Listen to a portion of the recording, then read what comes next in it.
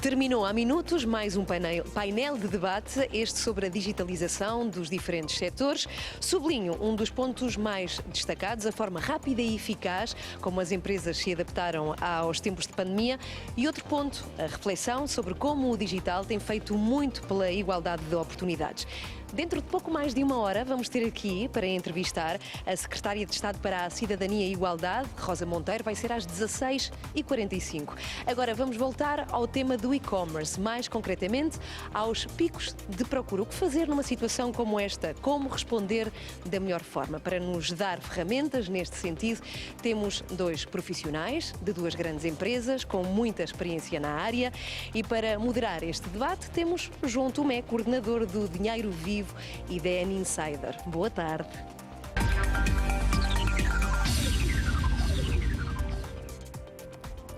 Olá, de novo, este debate entra que nem uma luva nesta altura de pandemia. Isto porque se houve altura de picos de procura no e-commerce foi precisamente com esta pandemia. E connosco temos Francisco Dias, diretor de e-commerce da Decathlon, e André Vieira, diretor de e-commerce e digital da Auchan Portugal. Duas marcas internacionais presentes em Portugal já há algum tempo. Obrigado pela vossa presença. Obrigado. Obrigado.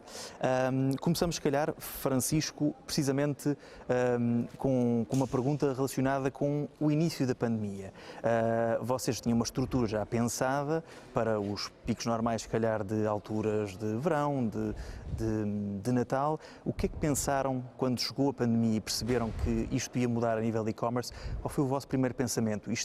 Pode ser um problema ou uma oportunidade?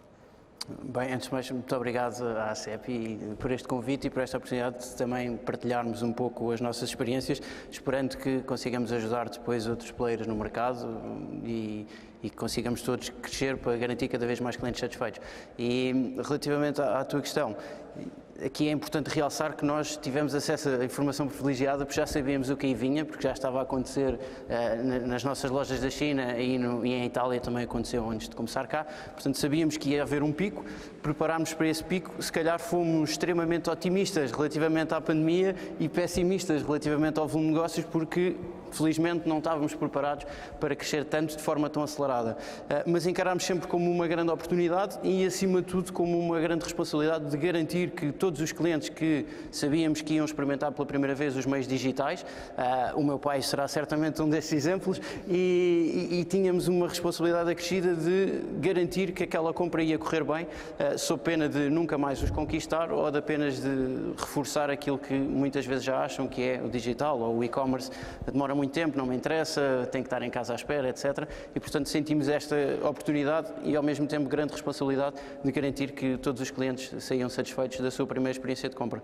Naqueles primeiros meses, acredito que os picos tenham sido, a nível de percentagem, loucos, verdadeiramente, de muitas pessoas à procura de coisas muito específicas, dos mesmos produtos, muitos deles, procura de produtos muito específicos, dos mesmos produtos, cria um stress maior ainda na estrutura. Como é que conseguiram lidar com isso e o que é que aprenderam, na verdade, com isto? Sim, portanto, tivemos na Europa, ou talvez no mundo todo, ao mesmo tempo que começaram a entrar em confinamento, a perceber que era importante manter uma forma física e a comprar tudo aquilo que é necessário para treinar em casa. Isto, obviamente, em conjunto com a disrupção que existiram nas cadeias de abastecimento, levou-nos a ter várias rupturas de stock, é público, e então tivemos que ir garantindo que conseguíamos abastecer com a maior velocidade possível e garantir que tínhamos o maior número de clientes satisfeitos. E depois criámos pequenos mecanismos, nomeadamente deixar a possibilidade do cliente colocar o seu e-mail para quando o estoque chega, ele então faz a sua compra e recebe no conforto da sua casa. Obrigado. O Auchan Portugal tem uma estrutura, falávamos inclusivamente há pouco antes do debate, que não está propriamente habituada aos picos normais, como outras empresas que fazem e-commerce estão, de Natal, de outros períodos. Portanto, isto acabou por ser aqui uma surpresa, verdadeiramente uma surpresa para a vossa operação. Como é que lidaram com ela? Também viram logo como uma oportunidade ou também houve aquele stress inicial maior por não saberem o que vem aí?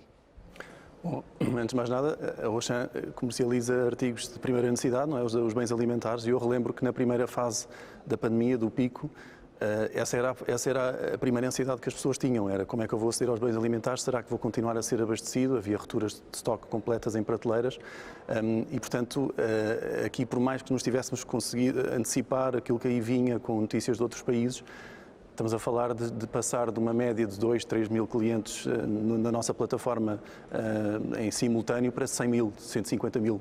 Portanto, estamos a falar de um multiplicador enorme que era muito difícil realmente conseguirmos estimar ou preparar-nos para isso. Portanto, o primeiro desafio foi tecnológico, foi conseguir que a nossa infraestrutura tecnológica aguentasse o impacto e conseguir continuar a que os clientes conseguissem navegar no site e terem acesso à nossa oferta e poderem fazer as suas encomendas, porque às tantas, do ponto de vista tecnológico, quando há uma sobrecarga, acaba por nem aqueles que querem entrar, nem os que já estão dentro conseguem comprar, ninguém consegue. E, portanto, antes de mais nada foi preciso colocar regras e servidores e reforçar máquinas e colocar até inclusive uma fila de espera para garantir que o tráfego era ordenado e que conseguíamos servir os nossos clientes. Ao mesmo tempo, começámos a pensar, obviamente, também no desafio humano, no desafio de termos equipas que conseguissem depois servir as encomendas que estavam a crescer. E, portanto, antes de pensarmos na oportunidade que aí vinha, foi muito tentar resolver e gerir aquele acréscimo de procura desses dois pontos de vista, da tecnologia e dos recursos humanos que tínhamos que pôr para fazer a preparação, porque não temos propriamente robôs e máquinas a fazer o fulfillment das encomendas, era preciso ter equipas, é preciso formar, é preciso prepará-las e esse foi o grande desafio também nessa altura. Do ponto de vista da criatividade, foi preciso criatividade para ter novas práticas, novas medidas em concreto? Que medidas e práticas perceberam que faziam a diferença? Não só na questão tecnológica, mas depois também na operação?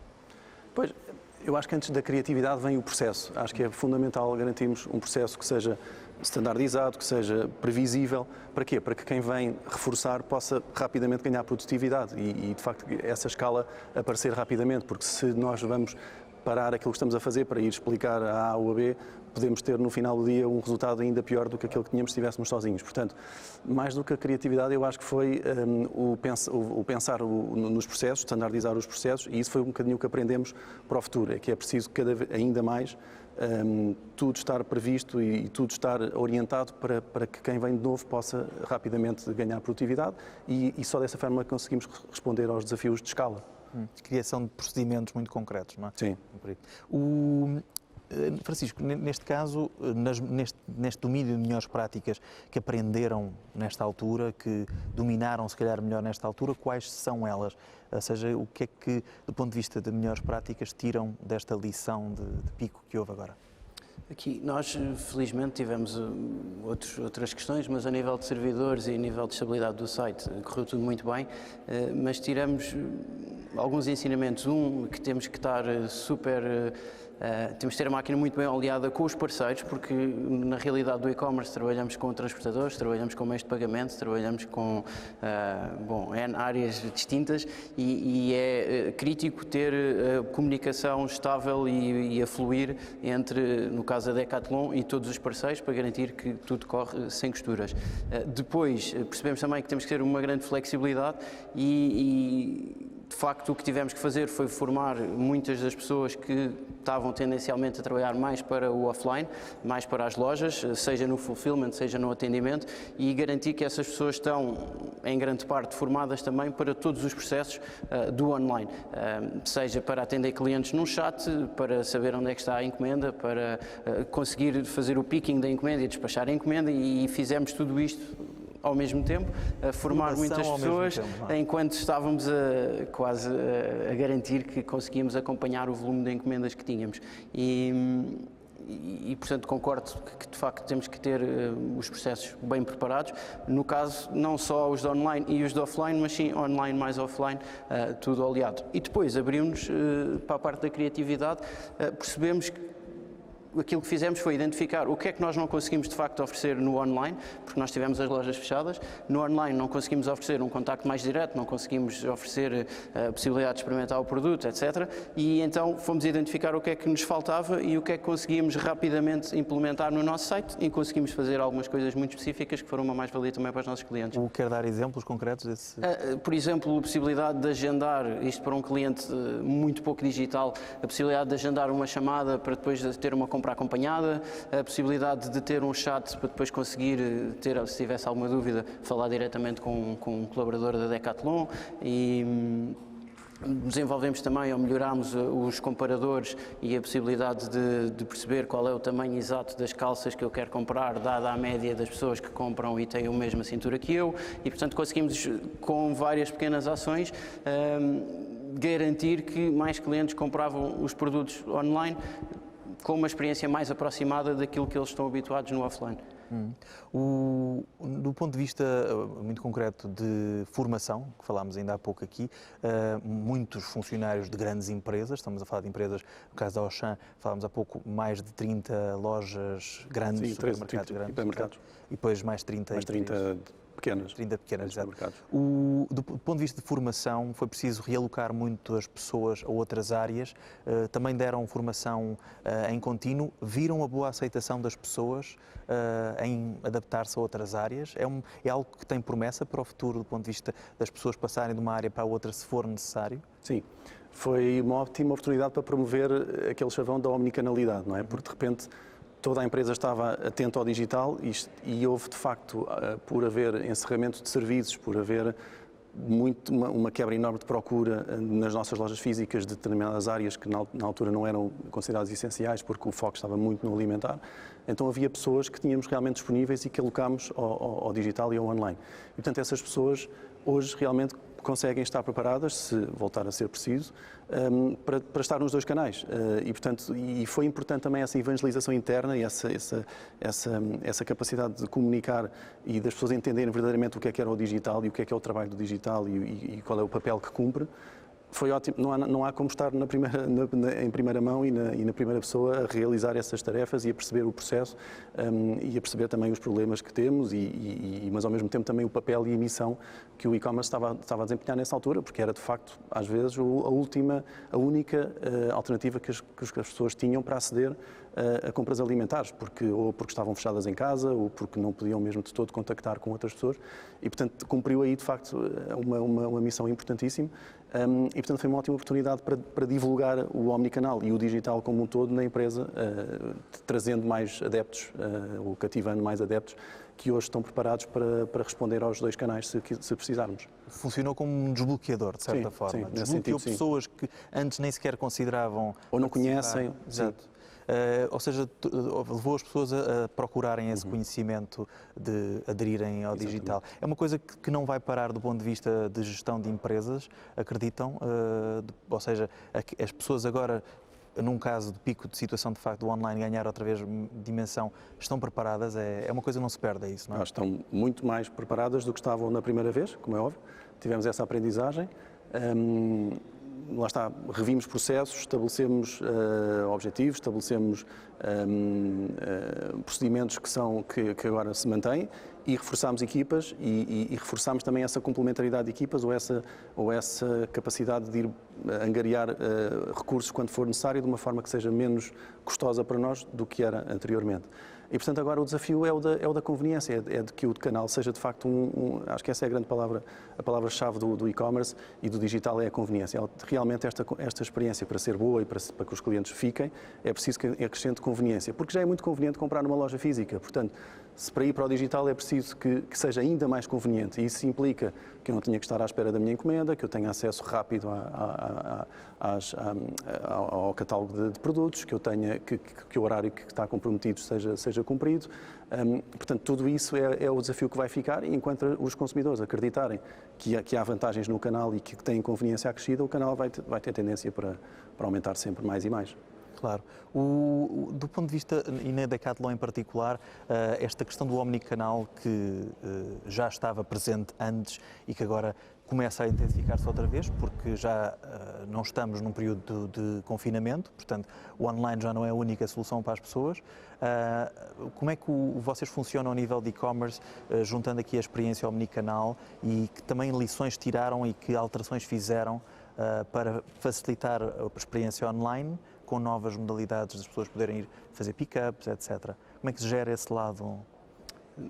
Nós, felizmente, na Decathlon, cedo percebemos que não tinha que ser só o online ou o offline, mas sim o omnicanal, e porque é o que o cliente quer, não é o que nós achamos que é bom. O cliente quer escolher onde é que quer comprar, onde é que quer receber, como é que quer comprar e receber, e acreditamos que aquilo que devemos fazer é, qualquer que seja o canal que o cliente escolha para entrar em contato connosco, nós devemos dar o melhor serviço possível para aquele canal. Seja o Google, o site, a aplicação, a loja, o ponto de pick-up, o que for. E isto ajudou-nos a perceber que efetivamente a estratégia era correta e que estava a ser bem trabalhada e que o cliente ia sempre acabar por escolher aquilo que mais lhe convier, e ajudou a acelerar no processo de formação de lojas, de todas as equipas que são praticamente mais offline, para perceberem que, de facto, se um cliente vai à loja, por exemplo, perguntar onde é que está a minha encomenda, ou quando é que chega a minha encomenda, eu em loja tenho que saber responder. Por outro lado, se o cliente pergunta num chat como é que se afina a bicicleta, idealmente a pessoa que está no chat também deve saber responder ou deve conseguir arranjar uma resposta rápida. E então foi isto que nos ajudou a perceber que a estratégia era correta e que devíamos acelerar e ainda pôr mais meios sobre a mesma. Já agora, até por curiosidade, do ponto de vista do omnicanal, qual é a experiência que as pessoas hoje em dia mais fazem, já após confinamento? A nível de divisão, pick-up, o que é que preferem nesta altura? Há tendências neste domínio? Diferentes do que havia antes? Há tendências, mas se calhar repetindo, mas cada cliente decide aquilo que prefere, a forma como prefere comprar.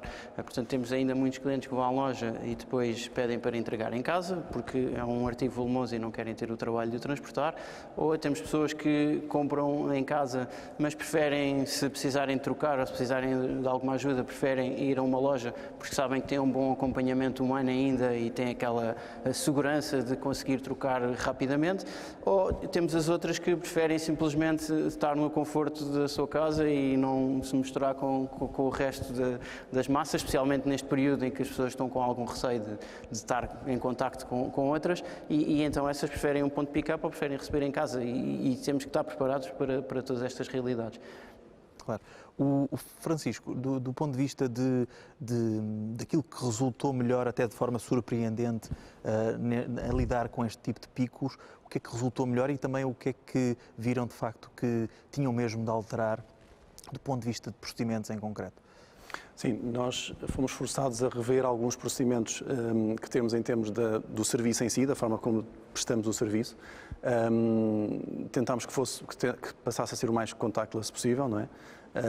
Que pudéssemos evitar tudo o que eram, portanto, pagamentos físicos, que pudéssemos evitar manuseamento de compras, que pudéssemos evitar até escrever o nome na fatura para assinar que recebi. Portanto, tudo aquilo que eram esses entraves à compra e que eram preocupações dos consumidores, nós retirámos, mas com o tempo também começámos a perceber, nomeadamente no caso dos pagamentos, que havia clientes que queriam o oposto, queriam o inverso, queriam pagar da forma que lhe dão mais jeito. E, portanto, não dá para eliminar só uma parte. Exatamente. Não? E, portanto, começámos por fazer isso, mas agora já voltámos a oferecer toda a panóplia de pagamentos, tanto físicos como à distância. E, portanto, é um bocadinho o que o Francisco diz. O que é preciso, de facto, é ter a panóplia de serviço e de opções para oferecer ao cliente, porque ele vai optar por uma opção num dia e, se calhar, no outro dia já é outra forma de conveniência que tem ou outra necessidade que tem. E, portanto, essas práticas, algumas delas ficaram. Por exemplo, a questão das substituições, quando um artigo está em ruptura, nós, naquela altura, fazíamos substituições automáticas, substituições imediatas. Portanto, sentíamos que os clientes queriam era receber a mercadoria. Se calhar não era a marca A ou B que lhes interessava, era receber a mercadoria, porque naquela fase era o abastecimento das dispensas que estava em causa. Neste momento temos uma política de contactar os clientes. Portanto, é preciso contactar os clientes e perguntar se eles estão de acordo ou não, porque, entretanto, a exigência do cliente já mudou, já tem menos disponibilidade para um serviço inferior do que aquele que tem hoje. Portanto, é toda essa adaptação que temos. Funcionou bem a questão da adaptação e dessa transição para o contactless, e agora as boas práticas vão se manter e aquelas que pudermos melhorar, vamos voltar a melhorar. Já não temos muito tempo, precisamente para projetar também o futuro, as tendências que vêm de facto a tornarem-se mais vigentes nesta área, mesmo para lidar depois com os picos de procura. Quais são essas tendências? Onde é que estaremos mesmo nesta área de e-commerce daqui a um ano ou daqui a 5, Francisco? Em primeiro lugar, acho que a grande mudança de paradigma é passarmos de ver o e-commerce ou o digital como mais um serviço para um motor de toda a atividade e de todo o negócio, não apenas o e-commerce, mas o digital como um todo. Todo o ecossistema. Todo o ecossistema. Deixa de ser apenas aquele serviço que está ali, que faz mais alguns euros e que continua o seu caminho para poder ser o motor deste desenvolvimento, de nos aproximarmos cada vez mais dos nossos clientes. Depois, ao nível de outras evoluções, há algumas muito críticas e que nem todas são ainda muito trabalhadas, especialmente no mercado português, que é a nível da data. Ainda há muito trabalho para fazer ao nível da data, que depois vai ajudar na personalização do nosso site, naquilo que oferecemos aos nossos clientes. Que recolhemos e podemos usar. Exatamente, com todos os cuidados, obviamente, mas de sabermos que podemos oferecer uma experiência muito melhor aos nossos clientes que aquela que oferecemos hoje, usando a informação que já temos disponível. Depois também acredito que no mercado ainda há, só agora é que se está a começar a ver pessoas mais formadas em várias áreas muito específicas.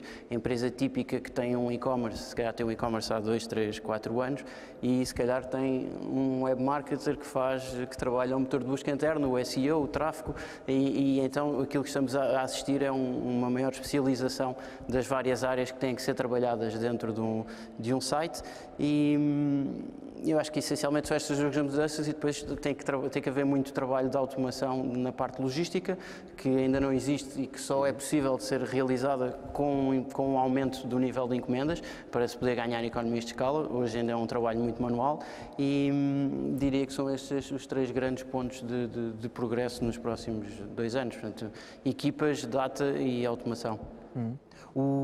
A perspectiva é a mesma, André? Sim. Concordo, e para não repetir, eu diria que está a haver e vai continuar a haver uma corrida por sermos mais rápidos, oferecermos mais catálogo, mais oferta e temos mais pontos de contacto com o cliente. Portanto, isso está a fazer com que retalhistas que nasceram pure players no digital adquiram competências nas lojas físicas para ganhar esses pontos de contacto, para ganhar eventualmente a rapidez, e aqueles que estavam, os retailers físicos, digamos assim, que nasceram no mundo físico, adquiram cada vez mais competências digitais e, nomeadamente, investimento em tecnologia para conseguir também fazer essa migração para esse expertise que é preciso para trabalhar esta área. Portanto, acho que vai ser muito deste equilíbrio destes 2 mundos, entre a tecnologia e a melhoria do serviço para o cliente, que vai viver, digamos, que vão viver os próximos anos, sempre na busca contínua, para mim, da conveniência, de oferecer canais, alternativas e opções aos consumidores que lhes acrescentem qualidade na vida do seu dia-a-dia. Muito concretamente, tecnologia que utilizam já e que esperam utilizar no futuro, que de facto faz a diferença tanto na ligação com o cliente, falámos ainda aqui no Portugal Digital Summit já várias vezes nos chatbots, mas depois também na operação, em tornar a operação mais ágil, aquilo que fazem atualmente a nível tecnológico está a fazer a diferença e sentem que está a fazer a diferença e onde gostavam de estar. É isso. E muito a questão da inteligência artificial. A inteligência artificial tem sempre duas grandes valências. Aquilo que podemos acrescentar de experiência ao cliente, ou seja, como é que nós podemos tornar a experiência do cliente no contacto com as nossas plataformas digitais mais relevante, mais personalizada, mais assertiva naquilo que é a resposta às suas necessidades. E, portanto, como é que eu reduzo, por exemplo, hoje um cliente ter que estar 40 minutos a fazer uma encomenda num site de alimentação porque tem 70 artigos para comprar para preencher a sua despensa, para passar a ser 4 minutos ou menos. Portanto, como é que eu lhe consigo propor essa lista já de uma forma proativa e sem ele ter que estar a dizer quero isto, isto e isto. E depois do ponto de vista da operação, claro, do supply chain e como é que nós conseguimos fazer o forecasting daquilo que vai ser a procura, ajustar as nossas capacidades de preparação para que tudo aquilo case e consigamos cumprir a promessa que fizemos ao cliente no online a dizer vai ter às tantas horas e vamos entregar isto e não vai falhar nada. Portanto, é muito essa a ligação com a data, a inteligência artificial, os analytics para conseguirmos fazer tudo isto e melhorar o nosso serviço. Na Decathlon sentem também que a tecnologia já está a fazer a diferença, a melhorar os procedimentos? Podem dar alguns exemplos concretos? E também onde é que querem estar daqui a um ano, por exemplo, a nível de ferramentas tecnológicas que possam fazer a diferença? Sim, nós, felizmente já usamos bastante tecnologia, nomeadamente para respostas automáticas a clientes e que nos permitem ganhar imensa eficiência Qual é o horário de abertura da loja? Em vez de termos alguém lá a dizer qual é o horário, podemos dar esse tipo de respostas de forma automática e há N exemplos destes. Depois também temos algumas tecnologias ao nosso dispor, por exemplo, no controle de estoque usamos uma tecnologia que já começa a ser mais comum, que é o RFID, e que permite um controle de estoque mais rápido e mais automático e maior fiabilidade de estoque, que também nos vai permitir mais vendas e uma maior satisfação do cliente. E depois há várias outras tecnologias no mercado e que estamos agora a ver se já estamos no ponto de poder investir nelas ou não, como por exemplo o embalamento automático de encomendas, abertura de caixas automáticas, caixas para embalamento, cintar paletes, etc., também de forma automática. Portanto, há imensos investimentos que já estão ao nosso dispor e é uma questão de percebermos onde é que está o break-even point ou quanto é que precisamos de vender para isto se tornar rentável e é neste momento em que agora estamos. Portanto... Mas tem já perspectivas de utilizar algumas delas, por exemplo, no próximo ano? Já há perspectivas disso? Sim, penso que sim. Temos agora várias perspectivas, várias coisas em cima da mesa para avaliar e acredito que no próximo ano, 2 anos, várias irão ser implementadas. Depois também a tecnologia vai baixando o seu custo e é mais fácil apostar nelas. O Francisco, e para terminarmos também, a nível de tecnologias que também estão a pensar já implementar no próximo ano, mesmo a nível logístico, podem fazer a diferença? Podem revelar alguma coisa que acham que pode de facto fazer a diferença? É um pouco o que o Francisco dizia. Vai haver uma altura onde de facto, a escala da procura e a escala da operação vai necessitar de algum grau de automação. Estamos a estudar isso, portanto, o que esta pandemia fez foi acelerar o e-commerce vários anos em uma questão de semanas. Sim, falávamos há pouco, 3 anos. 3 anos em 3 semanas, sim, eu diria isso, sim. E, portanto, de repente, aqueles planos que estavam um bocadinho em stand-by passaram para a frente e vão começar a ser abordados com mais assertividade. Portanto, é um pouco projetar o futuro, sendo certo que hoje trabalhamos com uma infraestrutura muito baseada em pessoas, portanto, nas nossas lojas físicas, são as lojas físicas que fazem o abastecimento das encomendas, e, portanto, o desafio aqui é tornar essa operação mais produtiva para poder responder a mais encomendas, a mais procura. E isso vai passar por algum grau de sofisticação tecnológica, mas que não tem necessariamente que passar por robotização ou por automação, pode passar apenas pelo processo de picking em loja ser mais otimizado, ser mais rico do ponto de vista da inteligência artificial também, de dar as rotas otimizadas ou o sítio exato onde estão as mercadorias, ou fazer alguma parte da preparação numa parte traseira da loja e não eventualmente na frente da loja. Portanto, depende muito daquilo que vai ser a evolução e daquilo que a tecnologia nos vai permitindo, os investimentos que vamos tendo, mas passará sempre por esse ganho de produtividade para responder à procura. Claro. O nosso tempo chegou ao fim. Francisco, André, obrigado pela vossa participação e seguem desde já novos debates a seguir. Obrigado. Obrigado.